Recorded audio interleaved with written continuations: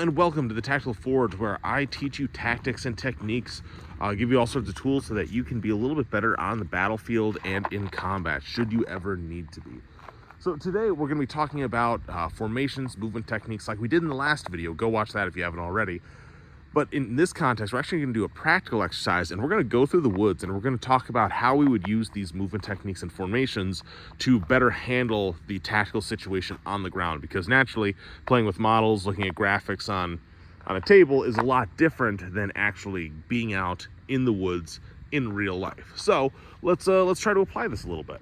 What we'll do for this scenario is that we will do a very simple kind of movement to contact thing. So we are moving forward in the woods. We have a fire team with us, with my 3 imaginary friends here, and we are going to go and try to find the enemy. So we are not in contact with the enemy. We might be in contact with the enemy, and we don't really know where they are, except that they're out kind of ahead of us somewhere, but they could come up on our flanks, and we need to be wary of that. So as we go, it's important to note that typically you don't want to follow roads and stuff. Roads are usually dangerous because you can set up ambushes on roads. But for the simplicity of this video, we're just going to be following this trail.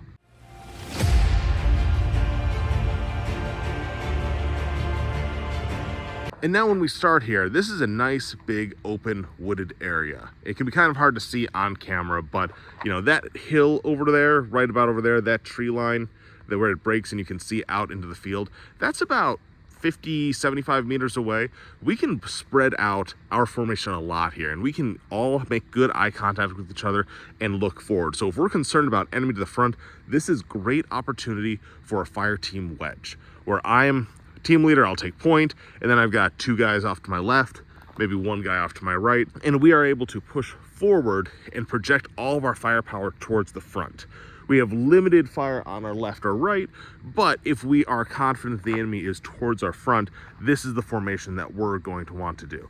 We can push out as far as the terrain allows. Like this could be a really wide wedge if we wanted, with the far guy way out there, then another guy here, and then my right guy over here. And if we were more concerned about enemy contact on this side, then we could invert it so that I have 2 guys here, and another guy over there. And with that, when we take contact in the front, we can immediately all get online and start engaging very, very rapidly and get a lot of good projected firepower in the front. And now as we move forward in this fire team wedge, pushing out and kind of covering ground, we're going to be moving nice and slow.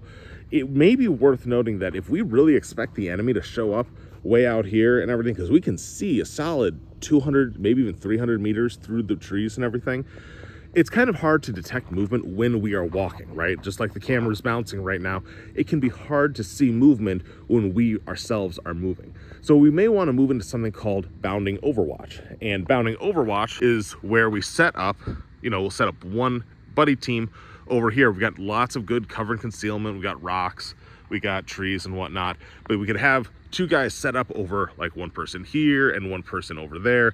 They're able to project out and look while the other 2 move forward. And we'd move forward over here, we'd get set up behind trees or rocks or whatever, and then those guys would move from over here and start moving up. And it's going to be a bit slower, but by having 1 stationary element, they're able to look out and see way down the trail, way down through those trees, and be able to see if any movement shows up. They're not making noises with their footfalls, so that they're able to actually fully observe, and if something shows up, they can engage those targets, or at least call like a halt, so that we can observe from 1 safe position rather than just kind of walking blindly as a single group. And as we bound, and we want to take up good positions, let's say we need to take a halt, it's important that we don't just halt and just stand like dummies in the middle of the trail or in the middle of just the open woods when there's all this awesome cover around here. We've got these logs, we've got boulders, we have a rock wall over there, and all this stuff offers really good cover. So for whatever reason, we need to halt, whether we're doing the bounding overwatch or we are doing just like someone needs to tie their shoes and whatnot. If you have an opportunity to take a halt, don't just stop and stand, get down, take a knee, and suddenly we've got good fields of fire, and we can see way out there while we're behind these nice solid boulders and trees to give us cover. There's all sorts of awesome cover that keeps us concealed. We just have to make sure we take advantage of that. As we travel, we have to expect that the terrain is going to change a little bit. So here, we're following the same azimuth, the road in this case. Again, don't follow roads in real life, but it works well to kind of identify the azimuth here. As we're going, the terrain is going to change. We still have a lot of open space out here to our right where we can really spread out and we can have that, right side really push out and cover a lot of ground. But off to our left, suddenly we've got this big grassy field right over there where the sun is poking through. And where we had, 75 meters before to really push guys out, now we've got maybe 50. Really, if you go 50, you're already in the field right in this area over here. So suddenly we have to make sure that we are collapsing the formation. If the team leader is determined to stay on this azimuth, and we have two guys over there, they're not going to be able to push out 75 meters. They should understand just by normal team SOP that they kind of bring in and they collapse a little bit to fit the terrain. If the terrain is really open, they spread out. If it's really tight, they come in. So now maybe they're only, a few meters away. They still want to have good spacing as far as they can. But if they go too far out, suddenly they're pushed out into that grassy area, and we don't want that. We want to make sure we have good line of sight with each other and nobody is exposed too much. A really good team leader would be able to recognize that, hey, we're going on this azimuth, but we have a lot more space this way. I know where I need to go in that direction. Therefore, I'm going to adjust over here so we can keep the center more oriented in where, we can cover a lot of ground. If we have obstacles or things we don't want to get into over here, he's just going to adjust the azimuth, be able to map and say, I'm going in this direction, I'm going to that point, but we're going to take a kind of a different route to get there, which then makes it a little bit easier for the formation to stay in that really good spread out position.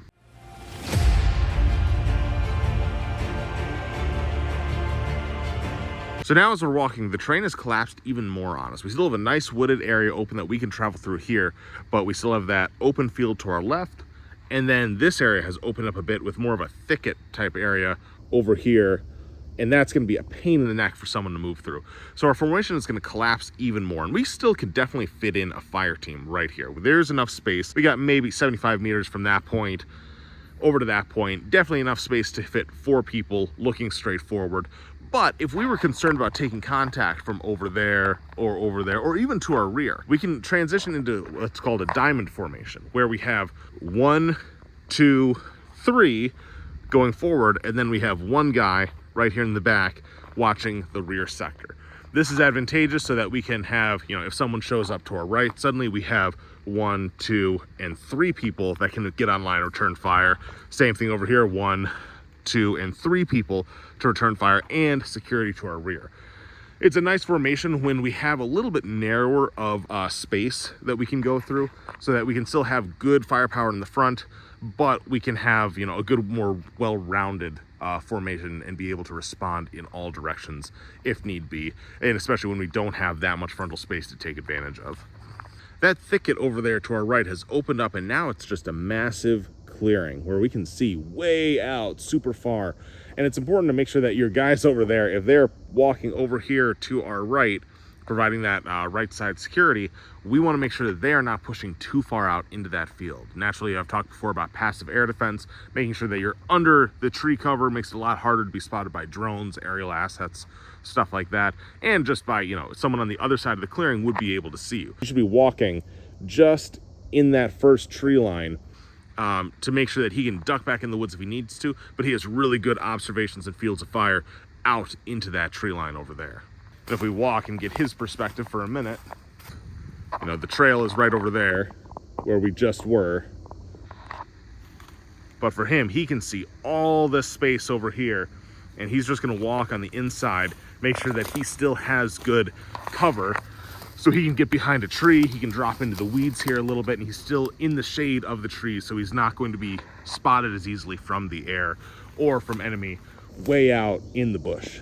Now, it's probably implied with everything that I just said, but I should probably emphasize it just to make sure, we want to stay in the tree cover as much as possible. We want to stay hidden and have good opportunities for cover, concealment, and egress if we start, taking contact with something more than we can tackle. So if we find out that our azimuth, our direction, we're supposed to go that way, sends us right into these danger areas like what we just saw, or like this big open field, and we don't have a good way around it, that is less desirable to walk out into this massive open field, and we want to make sure that if we have the ability, we go around it. Like, we should be able to find a way to go through.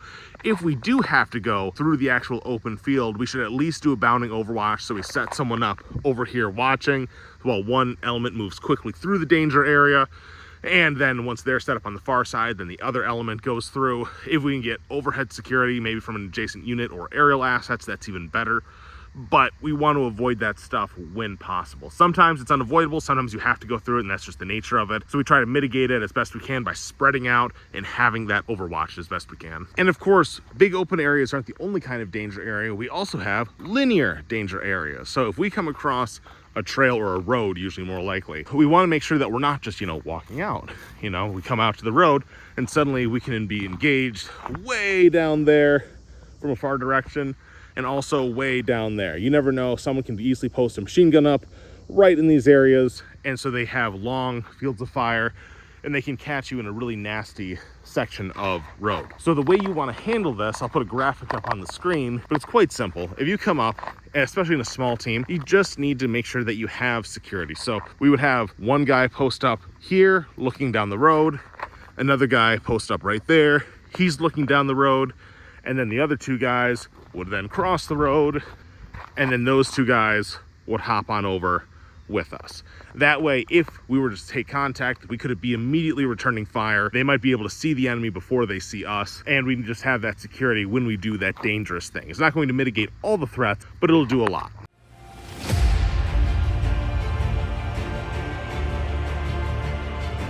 Now, if your team is really confident, you've done this a lot, you're carrying heavy weapons, you feel really cool, you feel really tough, it can be tempting to bite off more than you can chew.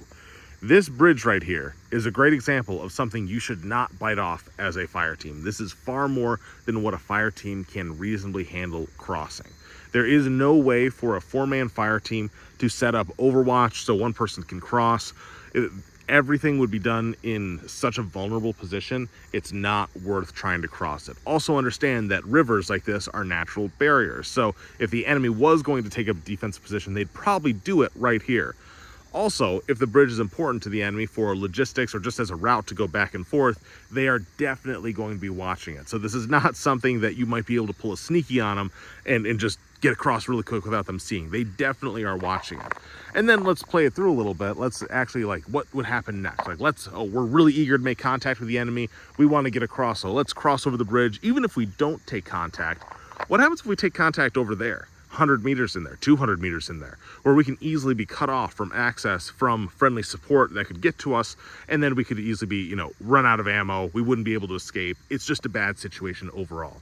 So when we see bridges like this, it's very important to mark them, make sure that our higher leadership adjacent units know where it is. But if we want to try and cross it, we don't do it individually. We do it as a, probably not even as a squad, something this size. I would do it as a platoon, plus with aerial assets, with heavy weapon overwatch and everything like that. But also, the perks of being infantry means that, if you are not on vehicles, if you're scouts, if you're whatever, you can also just go through the water. Like, some of this you have to understand that, this isn't, oh, we don't want to get our feet wet. That's not that deep. We could probably, honestly, the water level here is low enough today, you could theoretically have a fording site right here, which is valuable information if you're doing route reconnaissance as more of a scout. But if I wanted to cross something like this, or I was given the task to do it, plan some sort of crossing into enemy territory or an infiltration, I would not be using this bridge to do so. I would make sure that we're going under cover of night, that we have overwatch, and we're crossing, somewhere not this close to the bridge, but, farther down in areas where you have good fording sites. We'll get up in the bridge and we'll see if we have good spots on the left or right. Yep, and sure enough, you've got good spots over there where the tree is blocking a lot of the observation down there. Same thing over here, the river bends a little bit, so you would just go a place farther down in that direction or farther down in that direction and send people across. You could do that as a fire team, probably be a little risky, but you could have, 2 people pull overwatch, and then 2 people cross, and then those other 2 people would come over with them, and you would be able to do really stealthy infiltration across the river without announcing your presence to the world by, you know, walking along this very obvious bridge in which drones are definitely watching, people are definitely in the tree line. It's just undesirable. Definitely avoid bridges if you want to stay undetected.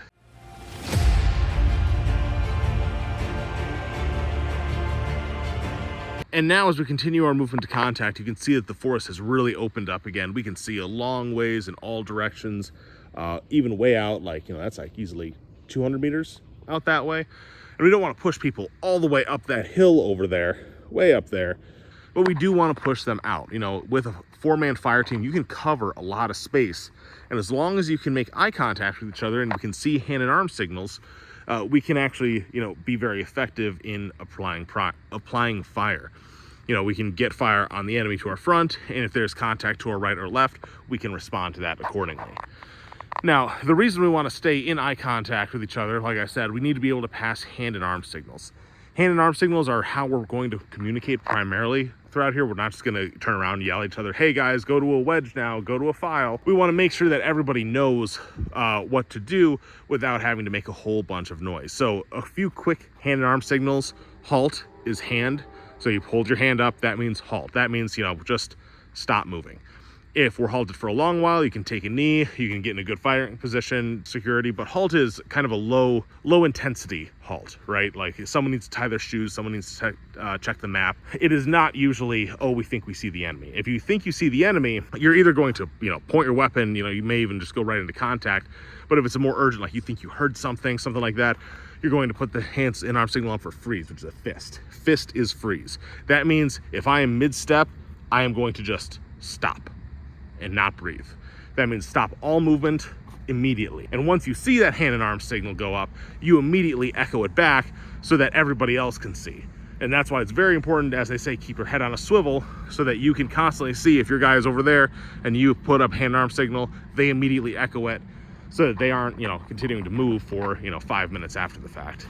Another 2 are get down, palm down. Going there means, you know, everyone drop down, take a knee. You maybe even go prone if the terrain allows that. Just usually that's done, you know, someone will say halt. Then after a few minutes, they'll say, go ahead and get down for a minute, because either this is going to take a minute or we need to figure something out overall. And when they want you to get back up, palm up, stand up, and then move out to go that way, to let everybody know that we're moving forward. Or for a leader who's behind you, he's giving you permission to go ahead and keep pushing out. For formations, typically we're going to go between wedge and file. Those are the 2. And we'll talk about file in a minute as the terrain closes up ahead of us.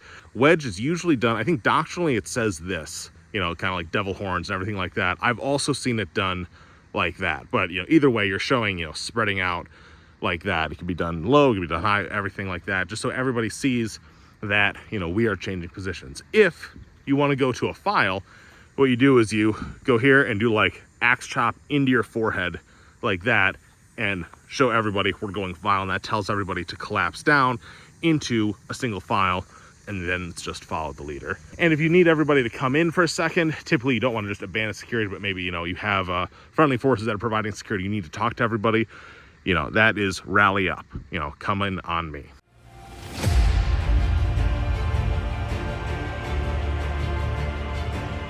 And now the forest is kind of starting to close up and we're heading into this really thick area. And when this happens, we're really just going to be following game trails. Unless you really want to, like Lewis and Clark, hack and slash your way through the brush, which is going to be, you know, take a while and everything. You're probably going to end up following game trails like this one, you know. And the reality is, you know, you can end up like, oh, I'm going to push someone out there to my left, someone out to my right, so we can have good frontal fire.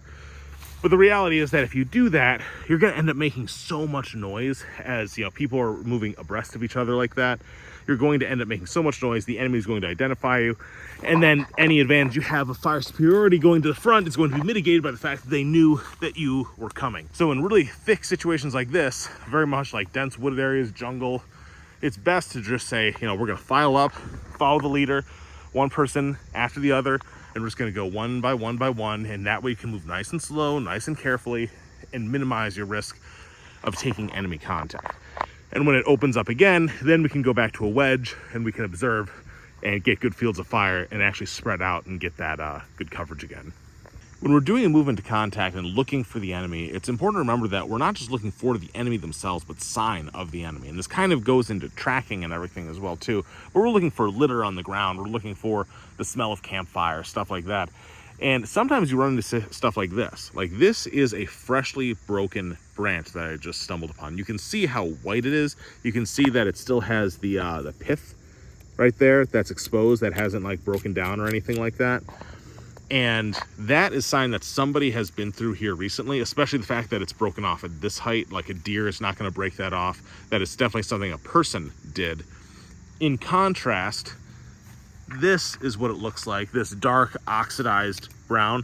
That's when it's been there a while. That is what it looks like after it's aged. The fact that this is still so white means that someone broke this off relatively recently. There are definitely people in this area, which no duh, I'm in a park right now, but you know, in a combat environment, if there are not supposed to be people in an area, this may indicate that there is someone nearby, in the same way that footprints on the ground may tell you someone's boot size.